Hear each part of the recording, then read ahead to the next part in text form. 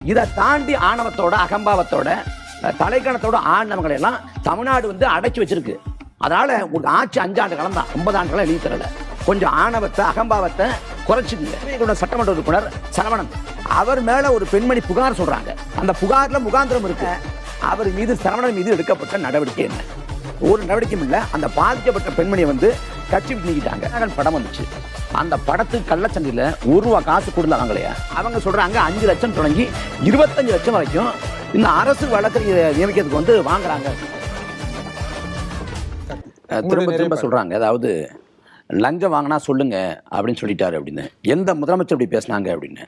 எந்த முதலமைச்சர் வந்து லஞ்சம் வாங்குங்க, ஊழல் செய்யுங்க அப்படின்னு சொல்றது கிடையாது. இங்கே ஆம் ஆத்மி கட்சி தொடங்கி அரவிந்த் கெஜ்ரிவால் வர்றப்ப ஊழல் எதிர்ப்புன்னு வச்சார். ஆனால் அந்த கட்சி ஊழல் குற்றச்சாட்டில் சிக்கி சின்னாப்பணமாச்சு. அதனால் ஊழல் எதிர்ப்புன்னு பேசுகிறாங்க. நான் எளிமையாக கேள்வி வைப்பேன். ஜனநாயகன் படம் வந்துச்சு. அந்த படத்துக்கு கள்ளச்சந்தையில் ₹1 காசு கொடுத்து வாங்கலையா? அப்போ இந்த காசெல்லாம் ஊழலில் வராதா? லஞ்சத்தில் வராதா? இன்னும் சொல்ல போனால் அந்த திரையரங்க கட்டண நிர்ணயம் இருக்குல்ல, நிர்ணயிக்கிறது, அது யார் கட்டுப்பாட்டில் வருதுன்னு பார்த்தா உள்துறை அது கீழே வருது.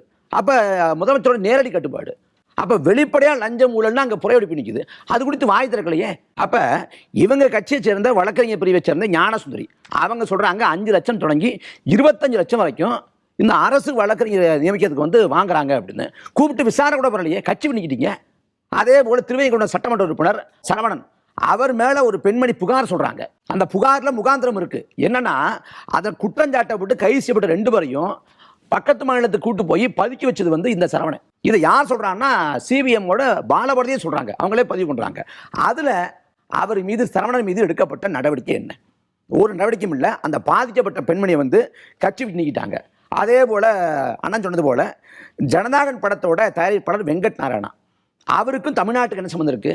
ஒரு அமைச்சகத்துக்கு நிகரான ஒரு பதவியை ஒரு தனிப்பட்ட ஒருத்தருக்கு தூக்கி தர்றாங்க அப்படின்னா, இப்போ நேற்றைய செய்தி பார்த்தா கல்பாத்தி அகவரம் அதை சேர்ந்த அர்ச்சனாவுக்கு வந்து பொறுப்பு. அப்புறம் அந்த தளபதி வாழ்கன்னு பாட்டு பாடின பாடகர் வேல்முருகனுக்கு அவருக்கு அரசு பொறுப்பு. இப்போ எல்லாருக்கும் தனக்கு விருப்பப்பட்டவங்களுக்கு பூரா எடுத்து கொடுப்பாங்கன்னா இது அதிகார முறைகேடா இல்லையா? நீங்கள் கரூருக்கு போய் பாதிக்கப்பட்ட குடும்பத்தாருக்கு அரசு வேலைன்னாங்க, நாங்கள் அதிகார முறைகேடுன்னு சொல்கிறோம். ஏன் சொல்கிறோம்னா நீங்கள் வந்து அவங்களுக்கு தனிப்பட்ட முறையில் ஆளுக்கு 1 கோடி கொடுத்து தொழில் முனைவராக மாற்றுங்க. ஏன்னா விஜயை பொறுத்த வரைக்கும் எனக்கு வந்து பணம் முக்கியம் இல்லை, சனம் தான் முக்கியங்கிறார். அப்போ 1 கோடி காசு பெருசு இல்லை, அவருக்கு தூக்கி கொடுத்து தொழில் முனைவராக மாற்றுங்க, நம்ம வரவேற்கிறோம். அரசு வேலை கொடுக்காதீங்க. ஏன்னா அரசு ஊழியரோட மகனோ மகளோ இறந்து போனா கூட கருணை அடிப்படையில் வேலைன்னா கூட அவங்க கூட அந்த கோட்டாவுக்காக 3 ஆண்டு தொடங்கி 12 ஆண்டு வரைக்கும் காத்திருந்திருக்காங்க. அப்போ அது அதிகார முறைகேடுன்னு சொல்கிறோம். அப்போ என்ன சொல்கிறாங்க? பாதிக்கப்பட்ட குடும்பத்தாருக்கு வந்து கிடைக்க விடாமல் தடுக்காங்க அப்படின்னு சொல்கிறாங்க. பெரியபாளையம் பக்கம் கண்ணிய பேரில் அந்த அமோனியா கசிவு வெளிப்பட்டு 18 பெண் தொழிலாளர்கள் இறந்து போனாங்க.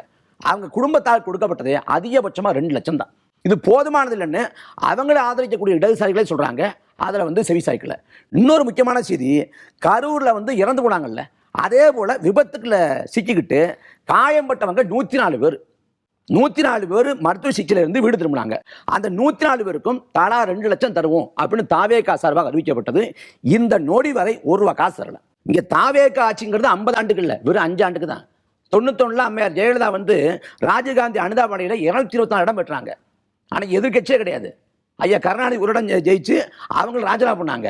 கூட்டணி கட்சியான காங்கிரஸ் தான் எதிர்கட்சி. அப்படி வந்து உச்சபட்ச அதிகாரத்தில் உட்கார்ந்தாங்க ஜெயலலிதா அம்மையார். 96 பர்கூர்ல சுகவனத்துக்கிட்ட தோத்து போறாங்க. 224 இடத்துல வெற்றி பெற்ற அதிமுக 4 இடத்துல வெற்றி பெறுது. இதை தாண்டி ஆணவத்தோட அகம்பாவத்தோட தலைக்கணத்தோட ஆண்டவங்களை எல்லாம் தமிழ்நாடு வந்து அடைச்சி வச்சிருக்கு. அதனால உங்களுக்கு ஆட்சி 5 ஆண்டு காலம் தான், 50 ஆண்டுகளும் எழுதி தரல. கொஞ்சம் ஆணவத்தை அகம்பாவத்தை குறைச்சிக்குங்க. இந்த தோல்வியை வச்சு எதிர்கட்சிகளை வந்து எல்லல் பண்ணாதீங்க. ஏன்னா இந்த வெற்றி தோல்வி வச்சு எந்த ஒரு தலைவரையும் மதிப்பிட முடியாது. நாம் போற்றக்கூடிய மனித புனிதர் ஐயா நல்லக்கண்ணு தேர்தல் காலத்தில் 3 முறையும் தோத்து போனவர். நீ இன்னும் சொல்ல போனா அந்த கட்சி சேர்ந்திருக்கக்கூடிய ஐயா சி மகேந்திரன் ஆர்கனகர டெபாசிட் போச்சவருக்கு. அப்ப எப்படி மதிப்பிடுறது? ஐயா வைகோ 96 தொடங்கி எங்கேயுமே ஜோபிக்கலையே, அவரு தோத்தன போனாரு. அப்ப தோல்வியை வச்சு நீங்க வந்து எல்லல் துணில பேசுறதும் வெற்றி பெற்றோங்கிற மிதப்பல ஆடுறதும் வேண்டாம். ஆட்சி நிர்வாகத்தை பாருங்க, விளம்பர காட்சியில கவனத்தை குறைங்க.